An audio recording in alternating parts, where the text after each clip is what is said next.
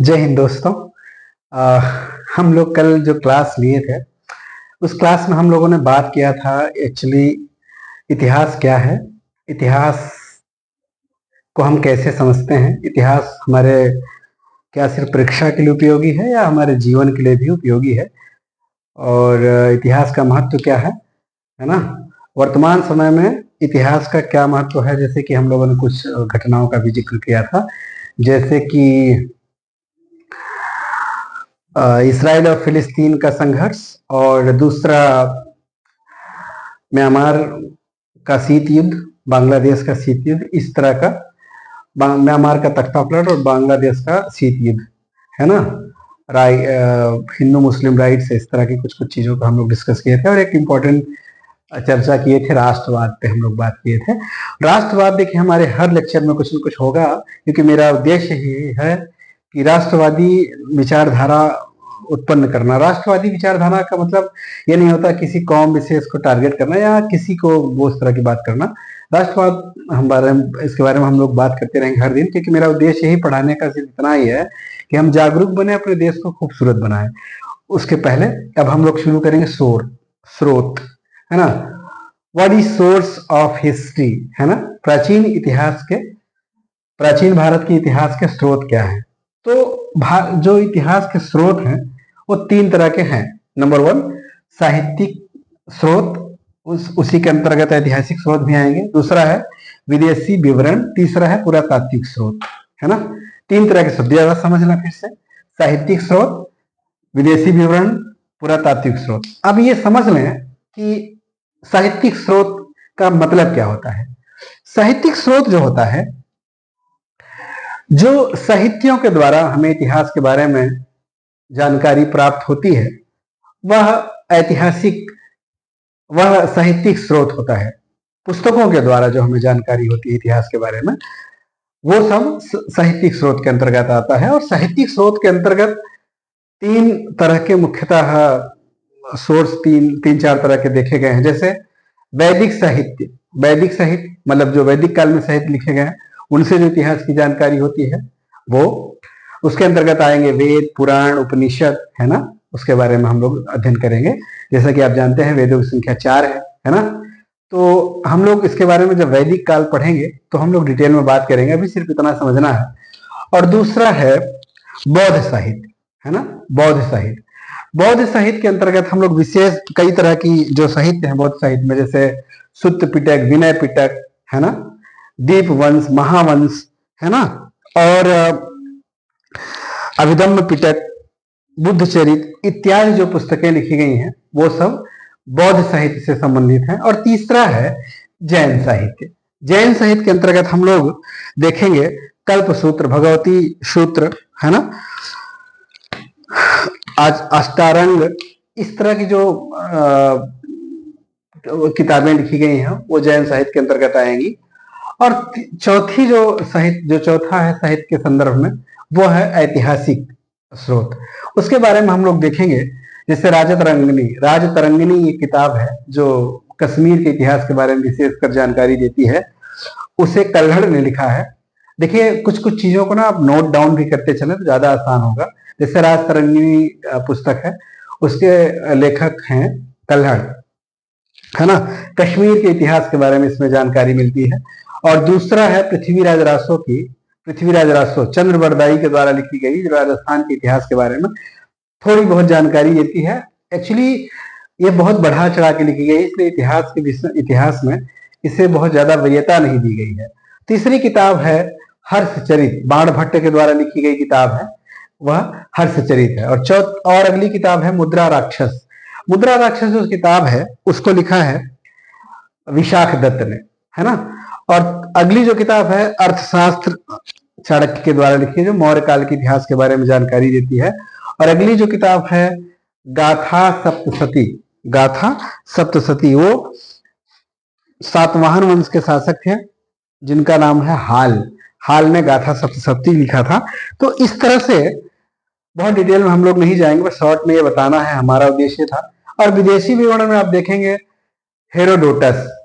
Herodotus को father of history, मतलब इतिहास के पिता उन्हें कहा जाता है ना। हेरोडोटस को क्या कहा जाता है? इतिहास, फादर ऑफ इतिहास, है ना, इतिहास के पिता। हेरोडोटस, हेरोडोटस, इंग्लिश में से हेरोडोट्स बोलते हैं। इनकी किताब का नाम है हिस्टोरिका। क्या नाम है? हिस्टोरिका। इन्होंने लिखा था हिस्टोरिका। इन्हें फादर ऑफ हिस्ट्री कहा जाता है। क्या कहा जाता है? Father of history. समझ में आ रहा है कि नहीं? फादर, हाँ ठीक है, फादर ऑफ हिस्ट्री, है ना। अब अगली जो किताब है मेगास्थनीज की किताब है, उस किताब का नाम है इंडिका। इंडिका के लेखक कौन है? मेगास्थनीज, है ना। ये मौर्य काल जब हम पढ़ेंगे तो उसमें हम लोग इसके बारे में डिटेल में चर्चा करेंगे। और अगली जो किताब है पेरिप्लस एरिथियन सी, पेरिप्लस एरिथ्रियन सी, इसके लेखक कौन है? इसके बारे में बहुत जानकारी नहीं मिलती है, लेकिन इसमें भी कुछ जो मौर्य काल का जो संबंध है यूनान से, उसके बारे में कुछ जानकारी मिलती है ना। और अगली जो किताब है टॉलमी की जियोग्राफी, उसमें भी ऐतिहासिक विवरणों का चित्रण मिलता है। अब जो लास्ट सोर्स है वो है पुरातात्विक स्रोत। क्या है? पुरातात्विक स्रोत। पुरातात्विक स्रोत के अंतर्गत अब ये समझना है पुरातात्विक का मतलब क्या होता है। पुरातात्विक का मतलब होता है कि ऐसी चीजें जो खुदाई के द्वारा प्राप्त की गई हो। किसके द्वारा? खुदाई में जो प्राप्त की गई हो जो किताबें, जो तथ्य, वह क्या है? पुरातात्विक स्रोत। उसके अंतर्गत क्या क्या आएगा? पुरालेख। पुरालेख मतलब ऐसे लेख जो बहुत प्राचीन समय में लिखे गए हों और वो खुदाई के बाद प्राप्त हो। दूसरा सिक्के, सिक्कों की जानकारी, सिक्कों से भी पता चलता है कि फला शासक का शासनकाल इस टाइम में था, तो सिक्कों से जानकारी मिलती है। स्थापत्य अवशेष, जैसे हड़प्पा घाटी सभ्यता आप जो पढ़ेंगे उसमें देखेंगे कि मोहनजोदड़ो का जो है, जो मोहनजोदाड़ो में जो खुदाई में ईंट पत्थर मिले हैं, उससे तो पूरा अवशेष, स्थापत्य अवशेष, है ना। स्थापत्य मतलब होता है जो बिल्डिंगें बनी गई, जो इमारतें बनाई गई हैं, तो उसमें ईंट पत्थर जो प्राप्त होते हैं, उससे कार्बन डेटिंग के आधार पर हम उसका पुनरीक्षण करते हैं और पता चलता है कि इतने प्राचीन हैं, ये इतने पुराने हैं, और इस आधार पर स्थापत्य अवशेष का हमें जानकारी। तो उत्खनन यानी कि जो खुदाई के द्वारा जो भी अवशेष प्राप्त होते हैं, वह सारे के सारे किसके अंतर्गत हैं? पुरातात्विक स्रोत के अंदर। एक बार हम लोग फिर से समझेंगे। हमने कहा कि इतिहास तब तक नहीं होता जब तक उसके कोई ऐतिहासिक विवरण प्राप्त न हो। तो इतिहास को समझने के लिए हमें 3 सोर्स की आवश्यकता होती है। नंबर एक क्या? साहित्यिक स्रोत। नंबर 2 विदेशी विवरण। नंबर 3 पुरातात्विक स्रोत। यह किसके लिए आवश्यक है? प्राचीन इतिहास के, हम अभी सबसे पहले प्राचीन इतिहास का ही अध्ययन कर रहे हैं, तो हमें प्राचीन इतिहास को समझने के लिए हमें 3 तरह के सोर्स का ज्ञान होना आवश्यक है। वो कौन कौन से हैं? हम ऐसे रट्टा मार सकते हैं।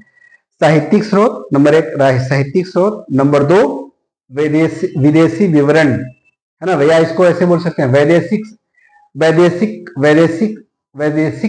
साक्ष्य, है ना, वैदेशिक साक्ष्य, विदेशी विवरण या वैदेशिक साक्ष्य। तीसरा पुरातात्विक। तो अब हम देखेंगे कि जो साहित्यिक स्रोत के अंतर्गत 3 तरह के हमने चर्चा किया कि वैदिक साहित्य, बौद्ध साहित्य, जैन साहित्य और ऐतिहासिक साहित्य। ऐतिहासिक साहित्य में हमने चर्चा किया था राजतरंगिणी, पृथ्वीराज रासो, हर्षचरित, है ना, इन सब किताबों का नाम हमने अभी जिक्र किया था। अर्थशास्त्र, गाथा सप्तशती, है ना। और विदेशी स्रोत में हम लोगों ने चर्चा किया था हेरोडोटस, मेगास्थनीज, पेरिप्लस एरिथियन सी, टॉलमी। इन 3-4 देखो, हम लोग इसके बारे में अलग से 40 से 50 मिनट का क्लास लेंगे, जिसमें हम लोग आसानी से समझ सकेंगे। तो अभी हम लोग जो समझ रहे हैं, ये थोड़ा सा हमें जल्दी में ये वीडियो खत्म करना है, इसलिए थोड़ा सा हो रहा है ये। और तीसरा है पुरातात्विक। पुरातात्विक में हम लोगों ने देखा, अच्छा ये थोड़ा सी इसको हम समझ लेते हैं। पूरा जिसमें स्तंभ लेख भी इसमें आएगा। स्तंभ लेख,